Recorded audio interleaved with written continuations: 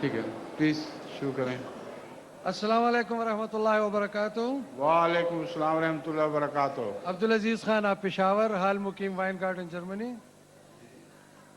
حضور حضرت مسیح موعود علیہ الصلوۃ والسلام نے اپنی تالیف تریاق القلوب کے صفحہ 350 کے حاشیے میں تحریر فرمایا ہے کہ یاد رہے ان حضرت صلی اللہ علیہ وسلم نے اپنی امت کی 2 حدیں مقرر کر دی ہیں اور فرما دیا ہے کہ وہ امت ضلالت سے محفوظ ہے جس کے اول میں میرا وجود اور آخر میں مسیح موعود ہے۔ یعنی ایک طرف وجود باوجود ان حضرت صلی اللہ علیہ وسلم کی دیوار روئین اور دوسری طرف وجود بابرکت مسیح موعود کی دیوار دشمن کش ہے۔ اس حدیث سے صاف طور پر معلوم ہوتا ہے کہ حضرت صلی اللہ علیہ وسلم نے ایسے لوگوں کو اپنی امت میں داخل نہیں سمجھا جو مسیح موعود کے زمانے کے بعد ہوں گے، اور مسیح موعود کا زمانہ اس حد تک ہے جس حد تک اس کے دیکھنے والے یا دیکھنے والوں کے دیکھنے والے یا پھر دیکھنے والوں کے دیکھنے والے دنیا میں پائے جائیں گے اور اس کی تعلیم پر قائم ہوں گے۔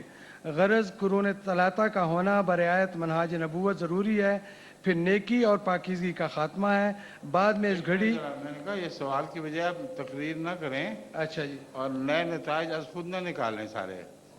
مجھے آپ کے نتائج سے اختلاف ہے۔ آپ نے ایک تحریر پیش کی، درست کی، جی اس سے نتیجے اپنی طرف سے نکالی چلے جا رہے ہیں۔ نہیں حضور، میں تو وہی پڑھ رہا تھا۔ نہیں، آپ اپنا نتیجہ نکال رہے ہیں اب۔ حضور میں صرف یہ چاہتا تھا کہ آپ نے حضرت مسیح علیہ السلام نے جو زمانے کا تعین فرمایا ہے جی ٹھیک ہے۔ وہ، اور اس کے کہ اس زمانے کے بعد لوگ جو ہیں امت محمدیہ میں شامل نہیں ہوں گے، تو حضرت مسیح علیہ السلام کا کیا منشا تھا ہمیں سمجھانے کا؟ میں اپنی کلمی کی وجہ سے یہ نہیں سمجھ سکا، مجھے یہ سمجھ۔ میں سمجھ گیا آپ کی بات، اور بیٹھ جائیں۔ حضرت مسیح موعود علیہ السلام کی صرف یہ ایک تحریر نہیں ہے، اس موضوع پہ اور بھی تحریریں ہیں۔ تو جب ایک مضمون کا احاطہ کرنا ہو تو اس وقت ایسی مجلسوں میں ایک ہی تحریر پڑھ دینی مناسب نہیں ہوا کرتی، اس سے دوسروں کو غلط فہمی ہو سکتی ہے۔ حضرت مسیح موعود علیہ السلام نے اپنی آخری زمانے کی عمر 1000 سال بتائی ہے۔ آپ جو تحریر پڑھ رہے ہیں اس کا ظاہری مطلب یہ نکلتا ہے کہ وہ درست نہیں ہے، حالانکہ حضرت مسیح علیہ السلام کے کلام میں کوئی تضاد نہیں ہے، سمجھیں؟ اس لیے، اور پھر امت والی جو بحث ہے، تمام تحریریں دیکھنے کے بعد ایک بات قطعی طور پر نکلتی ہے کہ حضرت مسیح موعود علیہ السلام کے دور میں جو آپ کے صحابہ اور تبع تابعین کا دور ہے، اس کے بعد بھی جو بھی حضرت مسیح علیہ السلام کی ساتھ داخل ہوتا چلا جائے گا، آپ کو وقت کا امام مانے گا، وہ امت محمدیہ میں شامل ہوگا۔ جو نہیں ہوگا وہ اس سے باہر سمجھا جائے گا۔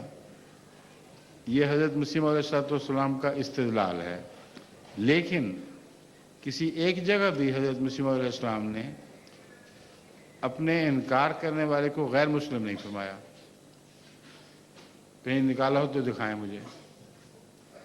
اس لیے ان چیزوں کو اکٹھا دیکھنا چاہیے۔ حضرت مسیح علیہ السلام نے حضرت صلی اللہ علیہ وآلہ وسلم کے ماننے والوں کو اور اپنے منکرین کو غیر مسلم نہیں کہا۔ اس لیے جو امت کی بات ہے وہ حقیقی معنوں میں ہو رہی ہے۔ سچا مسلمان وہی ہے اور خدا کی حفاظت میں وہ ہے جو رسول اللہ صلی اللہ علیہ وسلم کو مانتا ہے اور آپ کی پیشگوئی کے مطابق آنے والے امام کو بھی مانتا ہے۔ یہ حقیقی معنی ہیں۔ مگر جہاں تک مسلمان کہلانے کا تعلق ہے، حضرت مسیح علیہ السلام کی کسی تحریر میں بھی یہ بات داخل نہیں کہ جس نے رسول اللہ کو مانا اور میرا انکار کیا وہ غیر مسلم ہے۔ سمجھیں؟ اس لیے میں کہہ رہا تھا کہ آپ اپنا نتیجہ نہ نکالیں۔ آپ یہ تحریر پڑھ کر اس طرح سے پڑھ رہے تھے زور دے کر کہ یہ لگتا تھا کہ حضرت مسیح علیہ السلام کے نزدیک باقی سارے غیر مسلم ہیں۔ یہ درست نہیں ہے۔ سمجھ گئے بات؟ شکریہ۔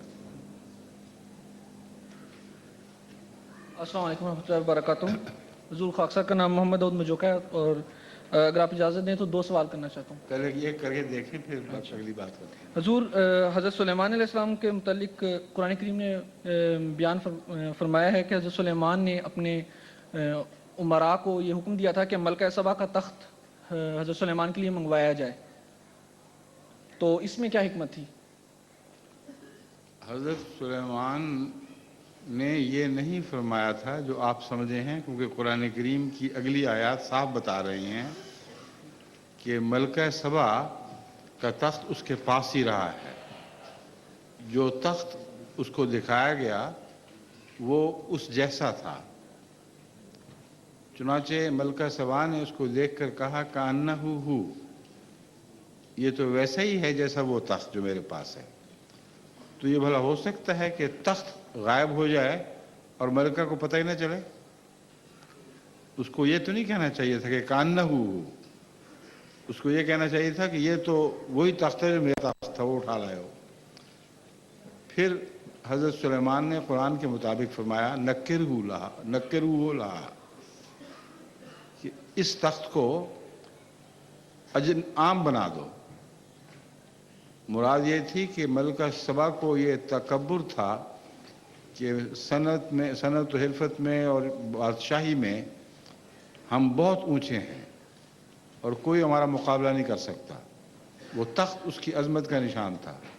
نکرو کا مطلب ہے نکرہ بنا دو، جس کا مطلب ہے کہ ایک تخت ویسا بناؤ اور اتنا عام ہو کہ وہ سمجھے، اس کو پتہ چلے یہ تخت بنانا تو کوئی خاص شان کی بات نہیں ہے. سمجھ گئے؟ تو ساری آیات کو اگر اکٹھا پڑھیں تو یہ مطلب نکلتا ہے اس کا. باقی جو ہے وہ مولویوں کی کہانیاں ہیں، ان کو دلچسپی ہے چونکہ کہانیوں میں، اس لیے قرآن سے جہاں کہانی کا مطلب نکل سکتا ہو وہ اس طرف چلے جاتے ہیں. ٹھیک ہے؟ دوسرا سوال. حضور حضرت مسیح موعود علیہ السلام نے بیان فرمایا ہے کہ قرآن کریم سے ثابت ہے کہ عربی تمام زبانوں کی ماں ہے. درست ہے. اور قرآن کریم میں یہ بھی بیان ہوا ہے کہ اللہ تعالیٰ نے لکھنے کا جو علم ہے وہ انسان کو خود سکھایا تھا. بالکل ٹھیک. تو حضور اس سے کیا ہم یہ نتیجہ نکال سکتے ہیں کہ عربی رسم الخط جو ہے وہ بھی الہامی ہے؟ یا ہر رسم الخط الہامی ہے. قرآن کریم سے پتہ چلتا ہے کہ اللہ تعالیٰ نے لکھنا سکھایا. اس لیے ام الالسنہ تو عربی ہے، لیکن مختلف قوموں میں جب عربی سے آہستہ آہستہ مختلف زبانیں بن گئی تھیں تو ان کو بھی خدا ہی نے لکھنا سکھایا ہے. سمجھیں؟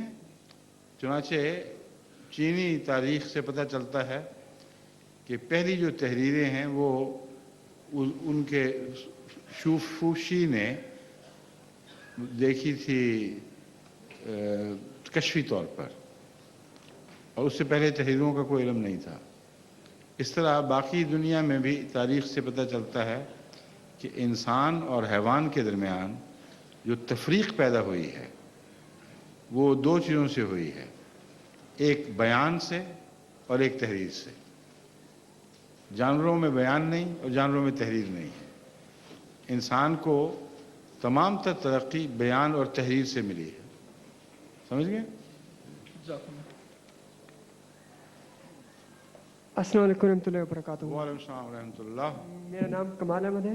میرا سوال ہے کہ آج کل کی جو بائبل ہے اس کے اندر کچھ حد تک صحیح لکھا ہوا ہے، لیکن جو صحیح بائبل ہے پھر وہ کدھر ہے؟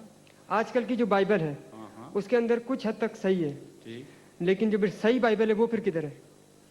صحیح بائبل وہ صحیح بائبل کوئی رہی نہیں، کیونکہ جو بائبل آپ کے پاس ہے وہ در حقیقت 4 صدی کے بعد، حضرت مسیح کی 4 صدی کے بعد بائبل کے ٹکڑے ملنے شروع ہوئے ہیں، اور جو بائبل ہے وہ دراصل 7ویں صدی کی ہے. اور اس سے پہلے بائبل میں جو تبدیلیاں ہوتی رہی ہیں ان کے متعلق روایتوں سے پتہ چلتا ہے کہ یہود کی ایک بائبل تھی اور عیسائیوں نے بعد میں اپنی ایک بائبل کو تسلیم کیا. ان کے اختلافات ہیں آپس میں. نیو ٹیسٹمنٹ کے متعلق بھی اختلاف ہے. میں پہلے پرانی بائبل کی بات کر رہا تھا. نیو ٹیسٹمنٹ کے متعلق بھی بہت سے اختلافات ہیں کہ ایک 100 سال کے بعد پہلی دفعہ لکھی گئی या मसीह के ज़माने में लिखी गई थी। ज़माने में लिखी गई थी तो कौन पहला लिखने वाला था, उसमें भी इख्तलाफ है। तो तहरीरों का जहाँ तक ताल्लुक़ है, बाइबल में ओल्ड टेस्टामेंट में और न्यू टेस्टामेंट में उलमा के बहुत इख्तलाफात पाए जाते हैं। जो मुस्तनद नुस्खा इनको मिला है, वो जो सबसे ज़्यादा मुस्तनद नुस्खा कहलाता है, वो सीरिया का नुस्खा है। सीरिया की एक मॉनेस्ट्री से जब उलमा ने उनके नीचे तहखाने में देखा तो उनको कुछ टुकड़े नज़र आए कागज़ों के, जिससे पता चला कि ये बाइबल है जो पुराने ज़माने की तहरीर शुदा है। और वो भी मुझे अब याद नहीं, मगर गालिबन उसकी तहरीर भी 300 साल या उसके बाद की थी, मगर दरियाफ्त वो हमारे ज़माने में हमसे कुछ पहले हुआ है। वो नुस्खा जो है वो पहला नुस्खा है जिसके मुतालिक ईसाई कहते हैं कि ऑथेंटिक है। जो कुछ उसमें है वो 100% दुरुस्त है, बस उससे ज़्यादा आगे हम नहीं बढ़ सकते, उस नुस्खे से पहली तरफ नहीं जा सकते। समझ गए? शुक्रिया। अस्सलाम वालेकुम प्यारे हुजूर। वालेकुम मेरा नाम उस्मान अकरम है, मैं हिलरसाइम जमात से ताल्लुक़ रखता हूँ। जी। और मेरा सवाल है ख्वाब के बारे में कि ख्वाब में इस्लाम में मना है या इजाज़त है कि ख्वाब की ताबीर आप जानना चाहें किसी बड़े से, या और कहीं मना नहीं। क्यों, आपको वहम क्यों हुआ है? नहीं, मुझे किसी ने कहा था और कभी क्या कभी कहा था? कि बताते नहीं है ख्वाब। नहीं, वो गलत फहमी है। असल में ख्वाब ना बताने का जो मजमून है वो कुरान करीम में हज़रत यूसुफ के ख्वाब से ताल्लुक़ रखता है। आपके वालिद हज़रत याकूब अलैहिस्सलाम ने जब हज़रत यूसुफ की रोया सुनी जिसमें अल्लाह ताला ने आपको बुलंद दर्जों और मर्तबात की खुशखबरी दी थी, तो हज़रत याकूब समझते थे कि बाकी भाई इनसे हसद करेंगे, इसलिए आपने उनसे फरमाया कि ये रोया लोगों को ना बताना, किसी और को। समझे हैं? उससे बाज़ लोग ये इस्तेमाल कर सकते हैं कि रोया बताना दुरुस्त नहीं, मगर ये गलत है। रोया बाज़ हालात में जब खुदा ताला की तरफ से बाज़ ख़ास तरक्कियों की खुशखबरियाँ हों, उस वक्त उनके नज़दीक जो साहिब इल्म हों, बाज़ दफ़ा उस रोया की तशरीह जायज़ नहीं होती। एक ये बात है। दूसरी बात यह है कि बाज़ लोगों को अपने ख़यालात की वजह से, अपने दिल की उमंगों की वजह से अपने मुतल्लिक़ ही बड़ी बड़ी ख्वाबें आने लग जाती हैं, और अगर वो अपने मरातिब की वजह से की तशहीर करें तो हसद की बहस नहीं है, लोग उससे गलत फहमी पकड़ जाते हैं और एक शख्स को अपनी ख्वाबें बता बता के अपने मर्तबे बढ़ाने की आदत पड़ जाती है। ये एक गलत और गंदी आदत है, इसको तर्क करना चाहिए। अक्सर ख्वाबों में पैगंबर भी आ जाते हैं, तो वो भी बता सकते? पैगंबर ख्वाबों में आ जाते हैं। ख्वाबे में आ सकते हैं, मगर आपको क्या पता कि पैगंबर आया था कि शैतान आया था? ये भी है, ठीक है। समझे हैं? पैगंबर की शक्ल का शैतान नहीं बन सकता। अगर पैगंबर की शक्ल आपने देखी हो तो शैतान उस शक्ल में नहीं आ सकता, लेकिन जिस पैगंबर की आपने शक्ल नहीं देखी वो बनकर शैतान आ जाए तो आप क्या कह सकते हैं उसमें? समझ गए? ठीक है, ओके, शुक्रिया।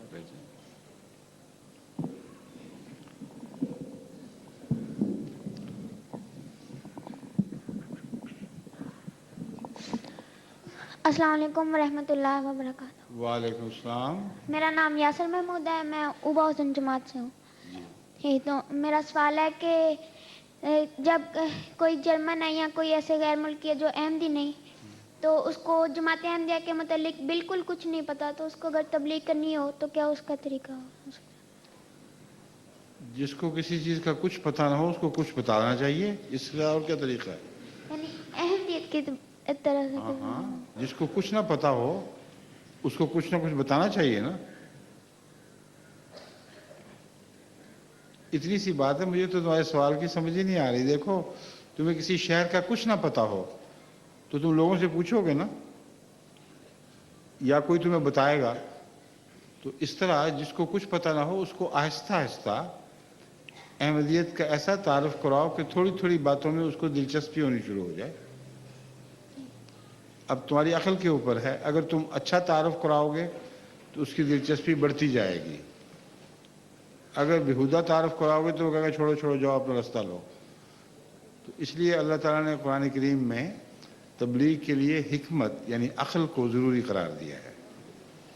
تو ایسے طریقے سے اس پر احمدیت کا اثر ڈالنا شروع کرو کہ وہ بور ہونے کی بجائے احمدیت میں دلچسپی لینے لگ جائے. سمجھ گئے ہو؟ شکریہ. ایک اور سوال تھا ہاں ہاں کہ یہ کیا یہ سچ ہے کہ بائبل چینج کی گئی ہے؟ ہاں ہاں سچ ہے، بالکل ٹھیک ہے.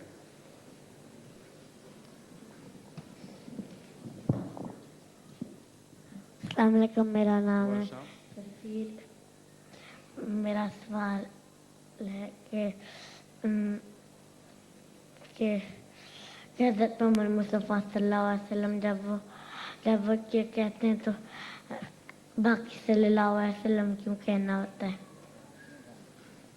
اس لیے کہ یہ دعا ہے حضرت صلی اللہ علیہ وآلہ وسلم کے حق میں، اور اس دعا کا مطلب ہے اللہ کی طرف سے بے شمار رحمتیں اور سلامتیاں محمد رسول اللہ پر نازل ہوں.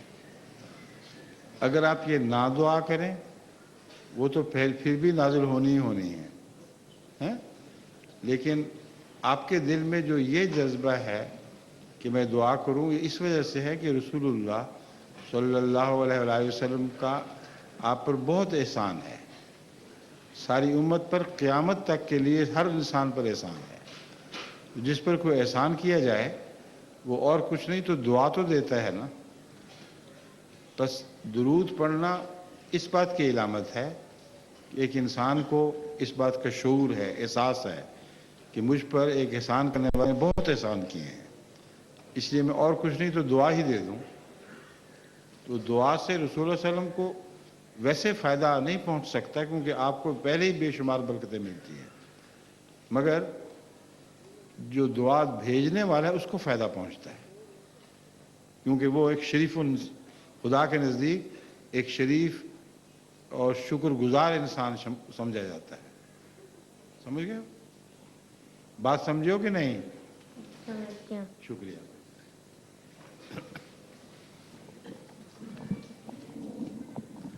السلام علیکم ورحمۃ اللہ. ہاں اب بولیں. السلام علیکم ورحمۃ وعلیکم اللہ. السلام ورحمۃ اللہ. حضور میرا نام امتیاز احمد ہے، مجلس ہائیڈلبرگ سے. حضور ہمارے معاشرے میں ایک بات کی جاتی ہے کہ نظر لگ جانا ایک بات ہے، کہتے ہیں فلاں کو نظر لگ گئی، اس کی کیا حقیقت ہے؟ اکثر تو ماؤں کے دل میں ہوتی ہے نظر. ان کو بعض بچے پیارے لگتے ہیں، ان کو چھینک آ جائے تو کہتے ہیں نظر لگ گئی، کوئی اسہال لگ جائیں تو کہتے ہیں نظر لگ گئی. تو اکثر نظریں تو ماؤں کے وہموں کی باتیں ہیں، لیکن نظر لگنا کسی خوبصورت چیز سے تعلق نہیں رکھتا بلکہ مختلف انسانوں کی ذہنی طاقت کا نام ہے. اور فرعون کے جادوگروں نے جب اپنی ذہنی طاقت استعمال کی تھی تو حضرت موسیٰ کی نظر بھی باندھ دی تھی جو خدا کے نبی تھے، اور باقی سب جو تماشائی تھے سب کی نظر انہوں نے باندھ دی. اس کو کہتے ہیں نظر کے ذریعے نظر باندھنا، یا دماغی طاقت کے ذریعے کسی کی نظر کو وہ دکھانا جو وہ اصل کے خلاف ہے. اسی لیے انہوں نے پھر حضرت موسیٰ کے خدا پر حضرت موسیٰ کے رب پر ایمان کا اقرار کیا، کیونکہ جادوگر جانتے تھے کہ جس کو ایک دفعہ دماغ کی طاقت مغلوب کر دے وہ اپنے زور سے پھر اس طاقت کو توڑ نہیں سکتا. اس لیے حضرت موسیٰ جب دیکھ کر کہ یہ سانپ بنی ہوئی ہیں رسیاں، ڈر کے پیچھے ہٹے ہیں، تو پھر اللہ تعالیٰ نے آپ کو فرمایا کہ اپنا سوٹا پھینک، اور اچانک سب کی نظر ٹوٹ گئی، جس کا مطلب یہ تھا کہ فرعون کے جادوگروں کو جو جادو کرتے تھے ان کو سب سے زیادہ اس بات کا علم تھا کہ جو نظر ایک دفعہ لگ جایا کرے یعنی دماغی طاقت کا اثر وہ از خود ٹوٹا نہیں کرتی، اس لیے ضرور اس کا خدا ہے جس نے اس کی مدد کی ہے۔ یہ تو حقیقت ہے نظر کی، اس کو میزمرزم بھی کہتے ہیں، ہپنوٹزم بھی کہتے ہیں، مگر وہ نظر جو ہے وہ بعض دفعہ بعض صورتوں میں لگتی ہے۔ اگر کوئی بد نظر والا انسان حاسد مزاج کا ہو اور اس کا دماغ طاقتور ہو اور گندے اخلاق کا ہو تو وہ پھر لوگوں کو بری نظر سے دیکھتا ہے، جس کو دیکھتا ہے بری نظر سے دیکھتا ہے، اس کی کبھی لگ بھی سکتی ہے نظر۔ مگر یہ جو وہم پیدا ہوئے ہیں نا کہ ہر ایک بچے کو نظریں کھائی جا رہی ہیں، یہ بالکل غلط ہے۔ مجھے نہیں پتا کس حد تک ہے کہ نہیں، اکثر جو میں نے دیکھا ہے وہ تو ماؤں کے وہم ہی ہوتے ہیں۔ آپ کو تو نہیں لگی ہوئی نظر کوئی؟ ہاں؟ خیال ہے آپ کو؟ نہیں ہے، اللہ تعالیٰ کا فضل ہے۔ بیٹھ جائیں۔ السلام علیکم ورحمۃ اللہ۔ وعلیکم السلام رحمۃ اللہ۔ میرا نام مقصود احمد باجوہ ہے، فرینکفرٹ سٹی سے۔ جی حضور میرا سوال ہے کہ یہاں جرمنی میں ہمارے پاس چھوٹے چھوٹے گھر ہوتے ہیں، جی تو ان گھروں میں حضرت مسیح علیہ السلام اور خلفاء کی تصاویر لگی ہوتی ہیں، تو قبلے کی طرف نہیں لگانی چاہیے، جی قبلے کی طرف نہیں لگانی چاہیے، جی سمجھ گئے؟ جی، لیکن جو تصویریں لگی ہوتی ہیں بعض دفعہ کپڑے چینج کرتے ہیں ہم، تو تصویر کو وہ دیکھ کے وہم ہے آپ کا، جو ہی اس میں تصویر کوئی جو ہے، شرک یہ تصویر میں کوئی جان نہیں ہے، کچھ نہیں ہے۔ ٹھیک ہے، اگر اس قسم کے وہم کریں گے تو شرک شروع ہو جائے گا۔ جی اس سے بہتر ہے کہ تصویر نہ لگائیں، سمجھ گئے؟ لیکن حضور میں نے سنا تھا کہ ایک دفعہ کسی سے سنا تھا کہ خلافت سے پہلے یا آپ نے ایک دفعہ ایسے ہوا تھا کہ آپ کپڑے بدل رہے تھے اور تصویر پہ نظر پڑی، ایک دم خیال آیا کہ مسیح علیہ السلام کی سامنے تصویر ہے، میں نے کیا کیا؟ تو آپ نے فوری طور پہ کہا کہ استغفار کیا کہ کہیں یہ شرک نہ ہو جائے۔ اس خیال کو میں نے جی جی، اس خیال کو ہاں، یہی تو کیا میں جی بھی یہی کہہ رہا ہوں، جی یہ شرک ہے، ٹھیک ہے، بس یہ بالکل ٹھیک ہے۔ السلام علیکم ورحمۃ اللہ وبرکاتہ۔ وعلیکم السلام ورحمۃ اللہ وبرکاتہ۔ ڈاکٹر صاحب کا نام منور احمد باجوہ۔ جی حضور میرا سوال رسول کریم صلی اللہ علیہ وسلم کی تاریخ پیدائش سے متعلق ہے، کیونکہ اکثر تاریخ احمدیت میں بھی اور ویسے بھی مفکرین جو ہیں وہ دو تاریخیں بیان کرتے ہیں، ایک 20 اپریل 570 عیسوی اور ایک 24 اپریل 571۔ تو اس میں کون سی صحیح تاریخ ہے؟ جماعت احمدیہ کا اس بارے میں کیا نقطہ نظر ہے؟ کوئی خاص اس سے فرق نہیں پڑتا، صرف ایک چیز کا فرق پڑتا ہے، وہ ہے عمر کا تعین ایک حدیث کے ذریعے۔ اگر حضرت صلی اللہ علیہ وآلہ وسلم کی عمر 62.5 سال سورج کے اعتبار سے اور 65 سال چاند کے اعتبار سے ہو تو اس کو بیکورڈ کیلکولیٹ کر لیں، اگر وہ 70 پر جا کر ٹھہرتی ہے تو 70 والی تاریخ درست ہے، اگر 71 پر جا کے ٹھہرتی ہے تو 71 والی درست ہے، اتنی سی بات ہے۔ وہ جو فیصلہ ہے رسول اللہ صلی اللہ علیہ وسلم کا وہ بالکل درست ہے، درست تو ہونا ہی تھا، مگر حضرت مسیح موعود علیہ السلام نے اس حدیث کو بڑی اہمیت دی ہے اور فرمایا ہے کہ لازماً اس سے پتہ چلتا ہے کہ مسیح کی عمر 120 برس کی تھی، سمجھے؟ اسی حدیث کو دعوت الامیر میں حضرت مسلم موعود نے بھی بڑی اہمیت دی ہے، تو اس کو پکڑ لیں۔ 120 کی میں 65 نہیں کہنا چاہتا تھا، 60 یا 62.5۔ 120 کا نصف کتنا ہوتا ہے؟ 60، ٹھیک ہے نا؟ اور حضرت صلی اللہ علیہ وآلہ وسلم کی عمر چاند کے اعتبار سے 62.5 برس تھی اور سورج کے اعتبار سے 60 برس۔ سورج کے سال لمبے ہوتے ہیں نا، اس لیے تو اس پہلو سے حضور اکرم صلی اللہ علیہ وآلہ وسلم کی وصال کا سال تو بڑا واضح اور سب کو علم میں ہے۔ اس تاریخ سے بیکورڈ کیلکولیٹ کریں تو جو 70 والی تاریخ ہے وہ سورج کے لحاظ سے ہے، تو 60 سال نکال لیں آپ کی عمر میں سے، वो अगर 70 पर ठहरती है, 570 पर, तो वही आपकी विलायत का साल है। अगर 71 पर जाकर बात ठहरती है तो वो आपकी विलायत का साल है। बच्चों को कौन सी तारीख जो है, हैं? बच्चों को अगर आप बताएं। अब हिसाब कर लेना, घर जाके तो बता देना बाद में। जो मैंने आपको बताया बिल्कुल यही बात है।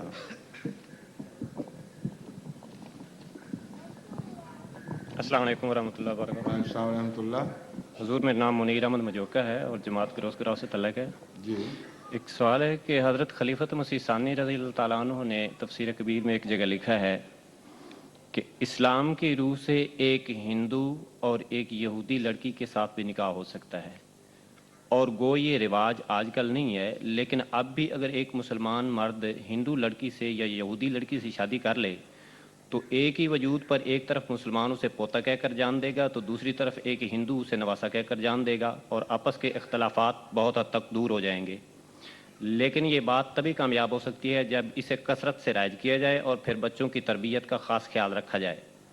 मुसलमानों में से सिर्फ अकबर ने इस पर अमल किया, लेकिन जब बाकी मुसलमानों ने इस पर अमल न किया तो अकबर का काम भी बेकार होकर रह गया और बजाय फ़ायदा रसा होने के मुज़िर हो गया। तो कुरान करीम में अल्लाह ताला ने फरमाया है कि और तुम मुशरिक औरतों से जब तक वो ईमान ना ले आए निकाह न करो, और एक मोमिन लौंडी एक मुशरिक औरत से खा वो तुम्हें कितनी पसंद हो यकीनन बेहतर है। तो मेरा हजूर सवाल ये है कि इस आयत के मजमून और इस तफसीर में के मजमून में किस तरह तत्बीक की जा सकती है? हिंदुओं में जब आप इजाज़त की बात करते हैं तो इस बिना पर करते हैं कि हिंदू भी एक इल्हामी किताब के मानने वाले हैं, समझे? जी। और इस पहलू से अहले किताब शुमार होंगे।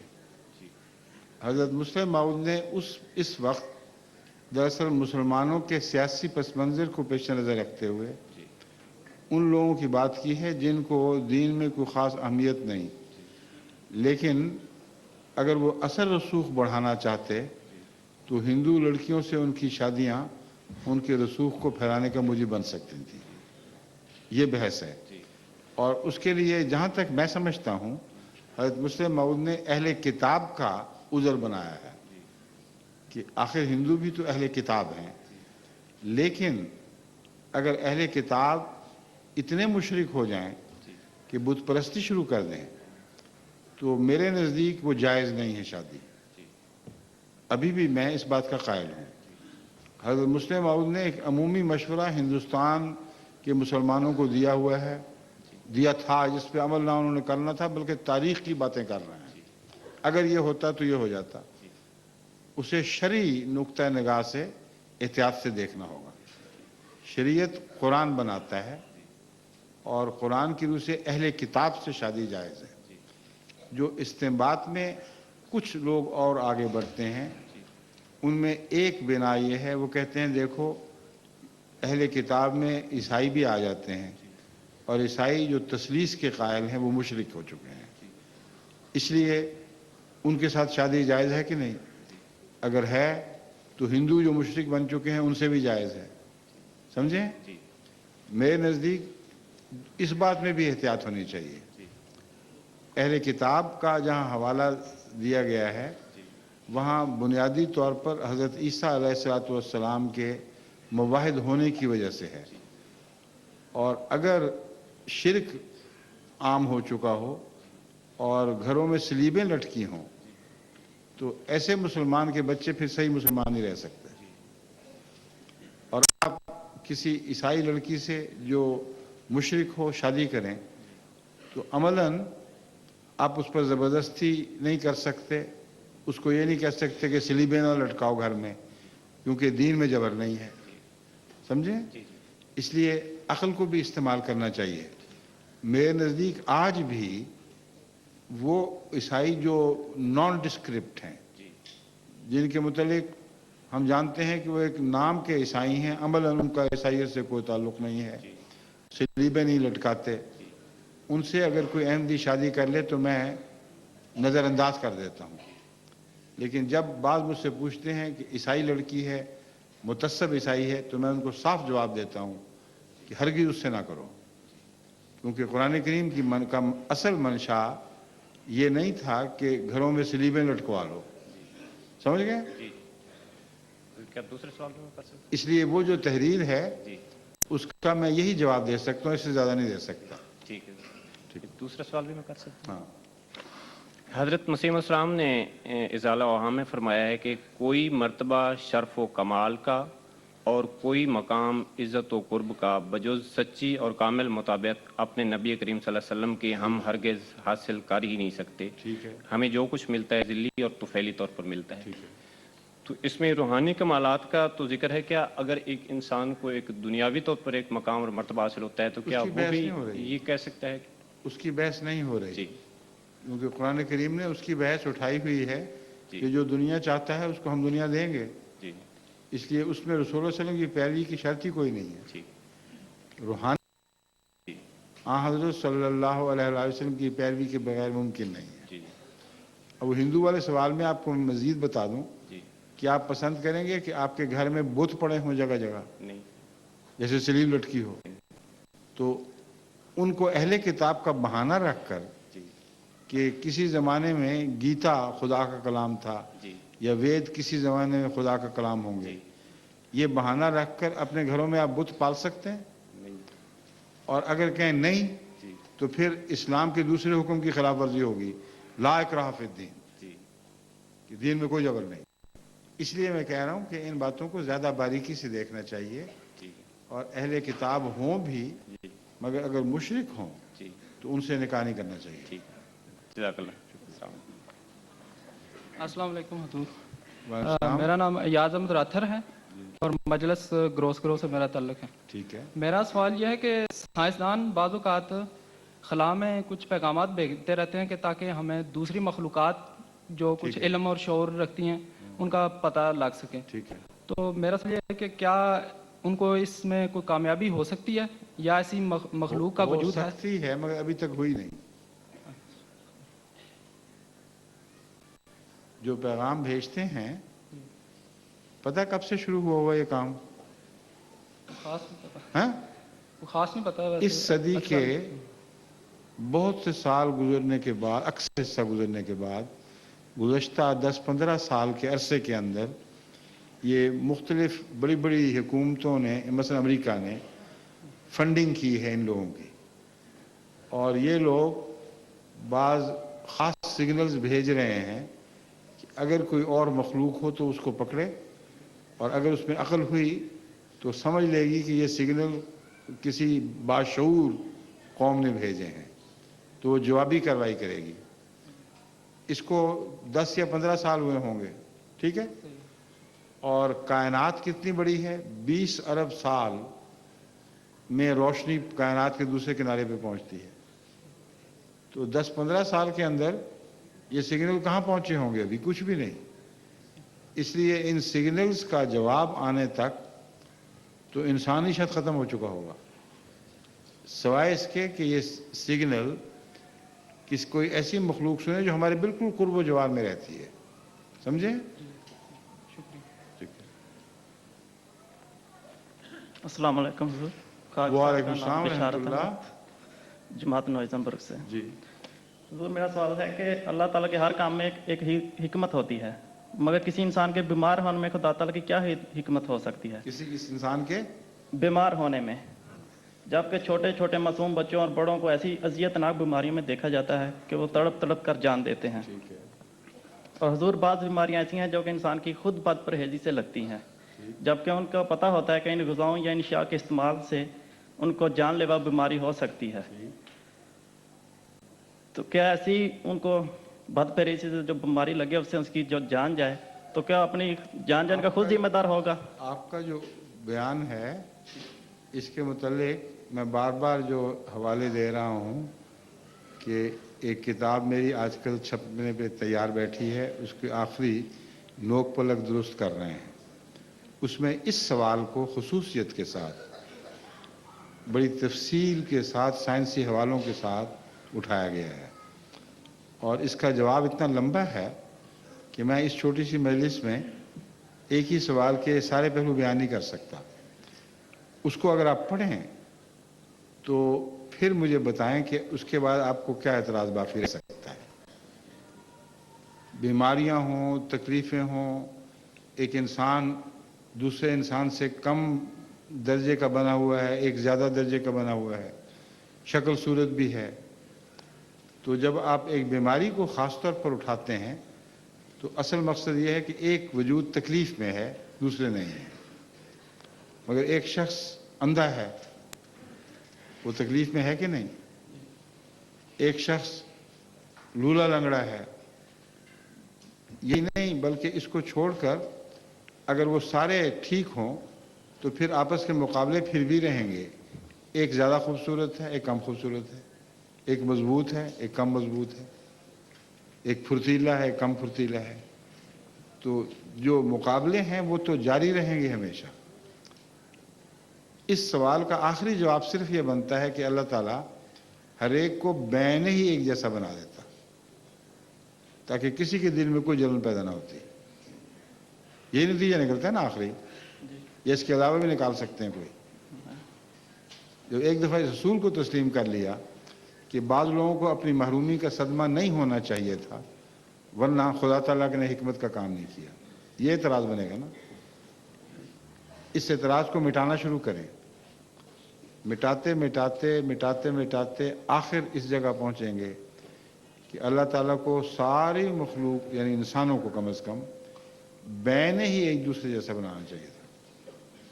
कोई ज़्यादा अक़ल वाला ना होता, कोई कम अक़ल वाला ना होता, कोई ज़्यादा मजबूत जिस्म का ना होता, कोई कम मजबूत जिस्म का ना होता, कोई ज़्यादा खूबसूरत ना होता, कोई कम खूबसूरत ना होता।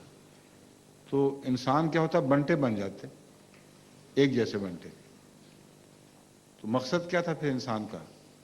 तो इस किस्म के सवाल मैंने उस किताब में उठाए हैं और मुख्तलिफ पहलुओं पर गौर करके साबित किया है कि अगर मौत और ज़िंदगी और इनके दरमियान जो फ़र्क हैं, बीमारी और सेहत वगैरह के, ये ना होते तो इंसानी ज़िंदगी तरक्की कर ही नहीं सकती थी, हैवानी ज़िंदगी भी तरक्की नहीं कर सकती थी, ज़िंदगी बनती ही ना, क्योंकि ज़िंदगी इसी मुकाबले से बनी है। मौत और ज़िंदगी के दरमियान खुदा ने मनाजिल कायम की हुई है। तो ये लाजमा है जिसको मिटा ही नहीं सकते। अगर मिटा देंगे तो फिर इंसान का वजूद ख़त्म हो जाएगा, फिर फरिश्ते पहले भी हैं, तो इंसान पैदा करने की क्या ज़रूरत थी? इस किस्म के सवाल उठाकर इसके हर पहलू से तफसीली जवाब दिए हुए हैं मैंने, मगर जैसा कि मैंने गुजारिश की है मुख्तसर आप इसको समझ लें, तफसीली जवाब यहाँ देना मुमकिन नहीं है। ठीक है? तो जब बाज़ बीमारियाँ ऐसी हैं कि जिनका इलाज बहुत महंगा होता है, क्या महंगा इलाज होता है जिन बीमारियों का, ठीक है, तो अमीर लोग तो वो इलाज करा के नहीं, बच सस्ता जाते भी हैं। होता है। होम्योपैथी का इलाज मुफ्त करते हैं हम, हैं? आपको ये वहम है कि सिर्फ महंगा इलाज है। और यहाँ जर्मनी में इतने केसेस हैं खुदा के फजल से कि जिनके मुतल्लिक मुझे मुलाकात में माएँ दिखाती हैं, ये बच्चा देख लो, डॉक्टर ने कहा था बचना मुमकिन ही नहीं है। अब हम दिखाती हैं तो कहते हैं क्या हुआ, पता नहीं क्या हो गया। हम दवाई बताते हैं, कहते नहीं तुम्हें वहम है। अब बीमारी ठीक होना तो वहम नहीं है ना। एक नहीं, दो नहीं, सैकड़ों ऐसे केसेस हैं जहां एलोपैथिक डॉक्टर लाइलाज करार दे चुके थे और अल्लाह ताला ने शिफा दे दी। तो ये वहम है कि सिर्फ अमीर ही इलाज करवा सकते हैं। मेरे नज़दीक मुझसे अब तक जितने भी खुदा के फजल से कैंसर के मरीज़ ठीक हुए हैं वो अक्सर गरीब